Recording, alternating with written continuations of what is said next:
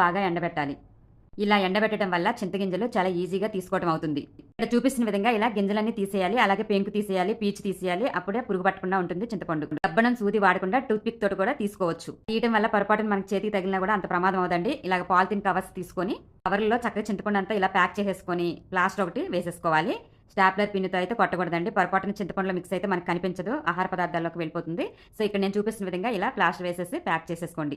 కావాల్సినంత చింతపండు తీసుకొని ఒక 1 మంత్‌కి సరిపడా ఇలా ప్యాక్ చేసుకొని ఫ్రిడ్జ్‌లో పెట్టేసుకుంటే గనక 1 ఇయర్ పైన గూడా మనకు కలర్ మారకుండా ఉంటుందండి. తాజాగా ఉంటుంది చింతపండు. చింతపండు తీసిన తర్వాత పీచుకి కొంచెం చింతపండు గుజ్జు అనేది అంటుకొని ఉంటుంది. సో, అది కూడా మనం నీట్‌గా తీసుకోవచ్చు. కొంచెం వాటర్ వేసి ఒక పావుగంట నానబెట్టేసి చక్కగా చింతగుజ్జు అంతా తీసుకొని ఇక్కడ నేను చూపిస్తున్న విధంగా ఇలా ఉడికించేసి దగ్గరగా వచ్చిన తర్వాత రుచికి సరిపడా ఉప్పు, కాస్త పసుపు వేసేసుకొని ఇలాగ గుజ్జుని తయారు చేసుకున్నట్లయితే ఇది 2 మంత్స్ అయినా సరే నిల్వ ఉంటుందండి ఈ చింతగుజ్జు మనం ఫ్రిడ్జ్‌లో పెట్టుకుంటే.